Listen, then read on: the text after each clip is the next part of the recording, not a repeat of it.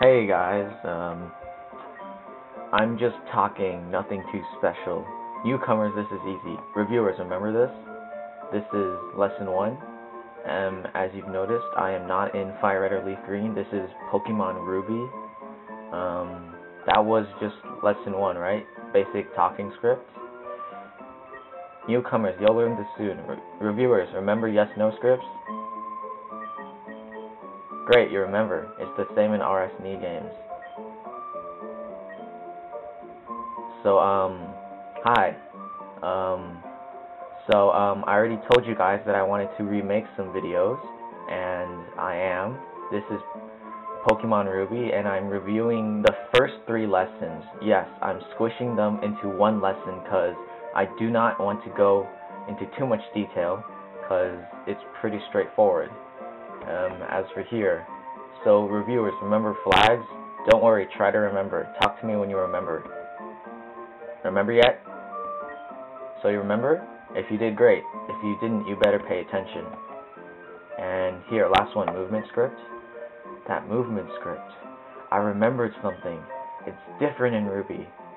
Okay, so that is lesson 1. Oh wait, I forgot one thing. Down here. Right here. Give item. Found 1 moonstone. Right, moonstone. So that was a give item script, and we will review our scripts again. I won't go into too much detail if I said before, since I already did it. But if you're new and you want to hack the Ruby Sapphire Emerald games, you should probably visit the first video I did about scripting, lessons 1, 2, and 3, since I won't really explain too much, because I already did. Okay, so this is a map, and as you can see, here are the events I have. So we'll work on lesson 1, basic talking script. There's nothing that really changed. It's the same thing, but if you're new here, I'll give you a basic explanation. So this is the dynamic offset. What it does is, after you compile the script right here, it gives you an offset number that is 6 numbers long followed by 0x. After you get the offset number, you put it in the script offset.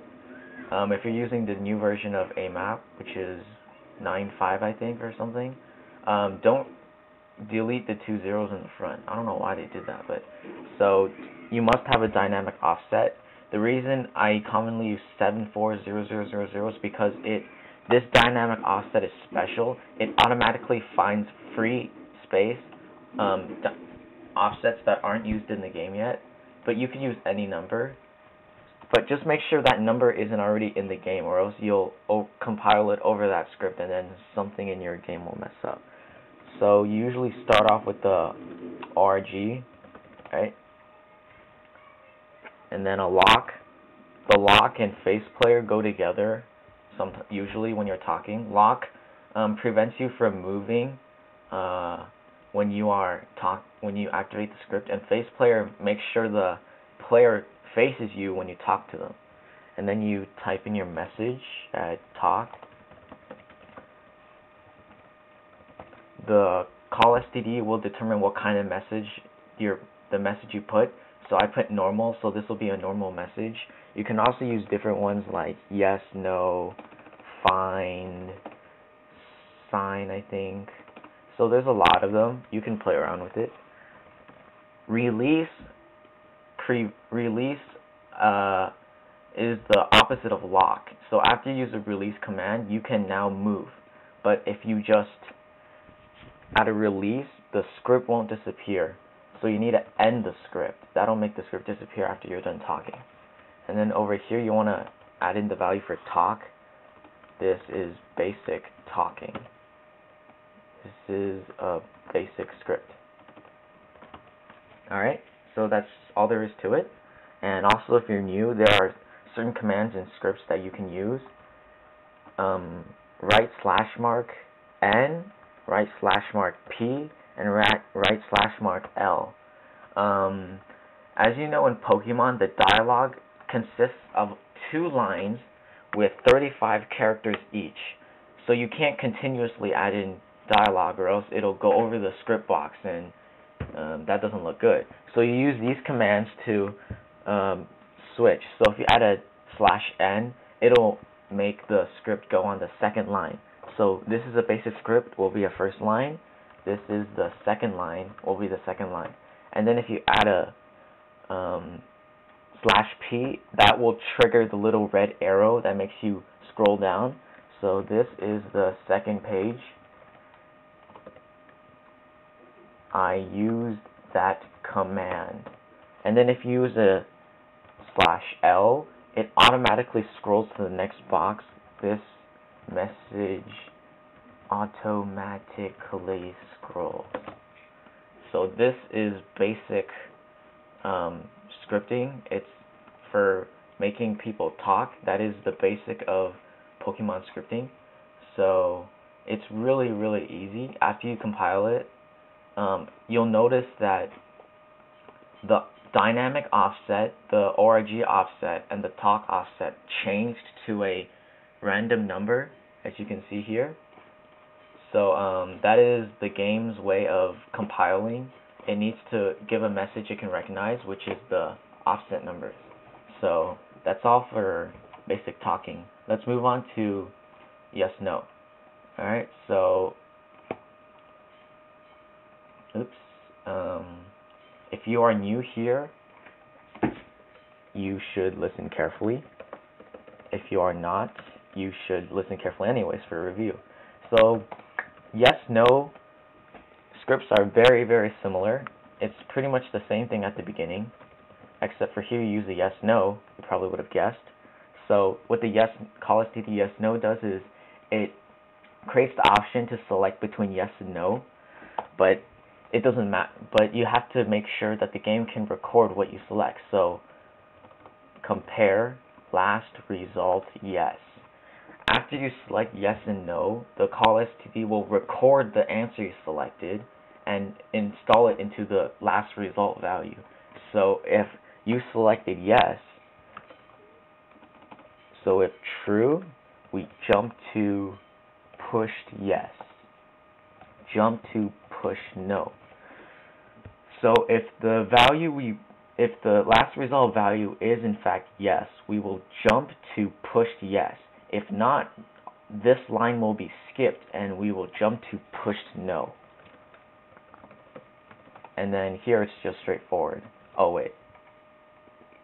No, don't need that. Since we're jumping to a different part of the script, you don't need to end with a release or end. At yes.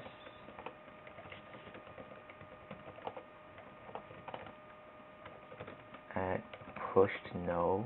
Whoops. Make sure the offset values match, alright, or else you'll get an error.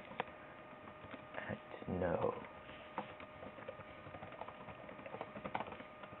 Alright, so at talk, we will put, can you make this script? At, whoops. At yes. Oh wait, here. Sorry about that. Okay, that's good. So, great. You are on your way to success. I think I spelled that wrong. Whatever. No.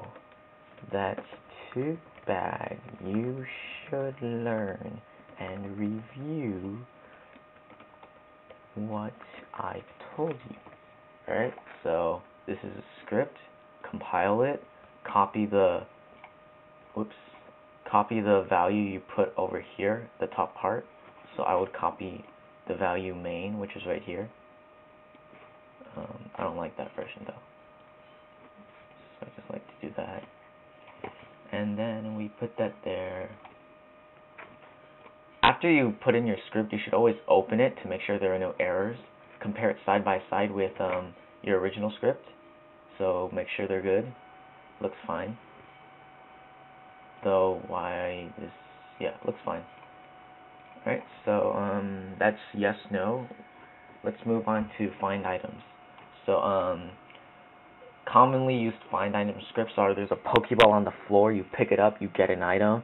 The dialogue says you have found a blah blah blah, like in Legend of Zelda. So that is actually very, very easy. So all you have to do is copy var if not 0 8000 and then put in the item. So I use Moonstone. Let's use a potion. Alright, copy var if not 0 800011. I don't quite get how this works, but I believe if the var is not 0, you get a potion, and then this is the amount you get. But after this value is now in the after this value is recorded, the object disappears or something. I have no idea. Sorry. You use the Call of Duty message find. That'll display the player has gotten a blank. Player put blank in the blank section of the bag. So that's all there is to it. It's really not that hard. I don't know why some of you get errors, but that's all there is to it. You can easily generate the script as well. Just click on Find Item Script, find the item you want. I used Potion, right? So let's see here. Potion, here. The amount you want, and there. That's all. That's all there is to it. It's really easy. So okay, the next part is flags. So in the game, whenever a certain event happens, sometimes you notice that they don't happen again. That is the use of a flag. Flags are data of information that are used to how do I explain flags? So flag, I remember once I explained it as a diary or journal entry. Whenever you write a diary or journal entry, you set a flag. Alright? When you remove a flag, you remove the entry. When you check a flag, you check to make sure that this entry is recorded or not. So for example, if you want to write diary entry number 3, you check to see if diary entry number 2 is written or not. Sorry, it's not the best explanation, but basically, when you set a flag, it records the information, and if you check it, you can make sure if the information was recorded or not. If it's recorded, something can happen. If it's not, something else will happen. Okay, so we'll just make a basic script. So at give. Oh wait. Hold on. Oh wait. It's not a give item, huh? Forget it. So set flag. Pick a random number, preferably in the thousands, since the game doesn't really use that. So when you set a flag, you set the flag, right? Here, flag is set. So when you set a flag, you put the flag in the game, and then there are certain other set flag commands. There's a set flag 0x value. There's a remove flag 0x value, and there's a check flag 0x value.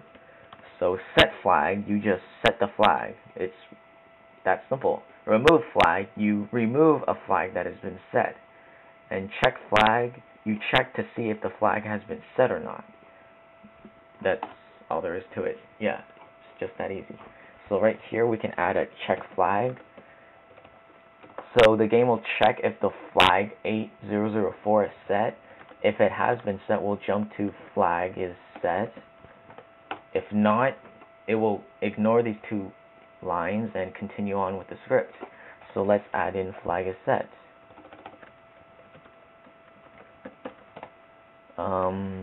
What should we put?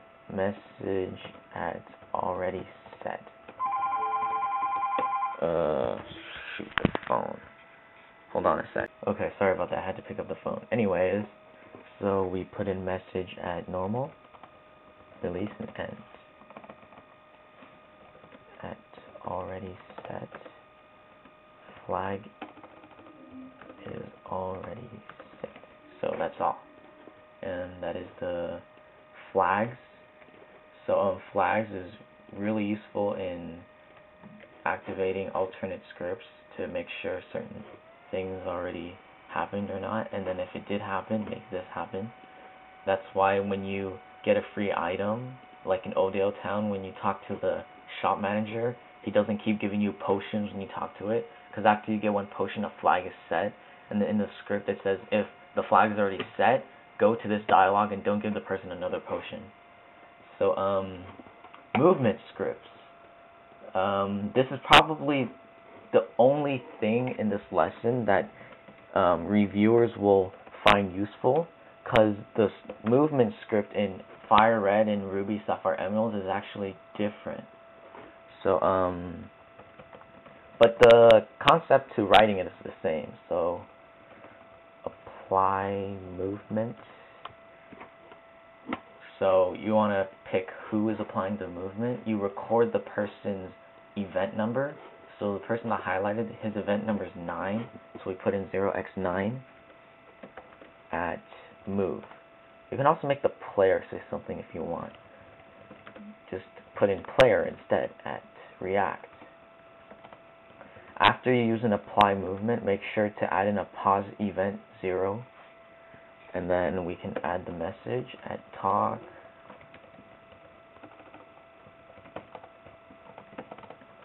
Okay, so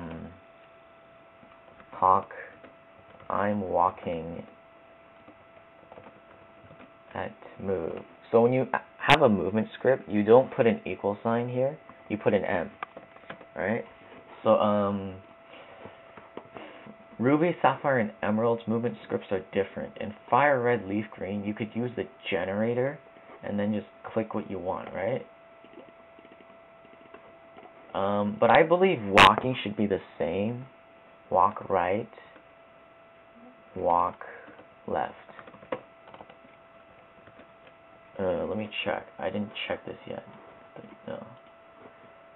Oh, crap. Error. Okay, sorry about that. I have to write that again. Right, move, walk up, walk down. Or you could use the walk left, walk right, whatever. Hold on. No, he'll look down. At react. So, in Fire Red, Leaf Green, when you want the person to say an exclamation point, you just put in a say exclamation point, right? Like that. It's not on here, but you just put in say that. That is it. In Ruby, Sapphire, Emerald, you used alert. Yeah, alert. So this is the movement script. Apply movement. Player event number 0x9 will trigger the movement script move, which is walk up and walk down. At the same time, we have the player applying movement at react, which is alert. And then we pause the event. Afterwards, the person will say, I'm moving, which is a normal script. We'll then release lock and face player, and then this will end the script to prevent the script from crashing. You got all that? Good. If you didn't, listen to what I just said over and over again until you do. So compare the scripts, make sure they're good. They look great. Okay. So that is all of the lessons in however much time I've been recording. So we'll try it in the game now. Alright, so this is the script. It may not look like anything changed, but it did. So when we talk to this thing, you get a potion. So that means the found item script worked, and if you keep walking, it doesn't come back. If you go in, oh crap, give me a second. Screw you. So when you come back, the thing doesn't come back, so that means you did that correctly. And we'll try out lesson 1. This is a basic script. Second line, you see that red arrow? Yeah, so it automatically scrolls down. And then here's yes, no. No. Alright, so here's the flag. Flag is already set. Oh crap. So since it already went straight to the flag is already set, that means the flag that I used, 8004, was already set in the game before I talked to this person. So yeah. And that's not a script error, that's just that I was unaware the game already set the flag. So if you copied my flag, change it to something else. I don't know which flag is already set in the game, so, and this is the final one. So when you talk to him, he walks, and then you can see that the player you're controlling is alerted with the exclamation point, and he says he's moving. So that is the basic of Pokemon scripting, and on Ruby, Sapphire, Emerald as well. As you can see, the only real difference between the two games, Fire Red, Leaf Green, and R, S, and E, is pretty much the movement script right now. But I will explore the other lessons as well, and hopefully they will also be different, so I can tell you guys. So thank you for watching, and post questions if you have any. I'll answer them if I can. And goodbye, people.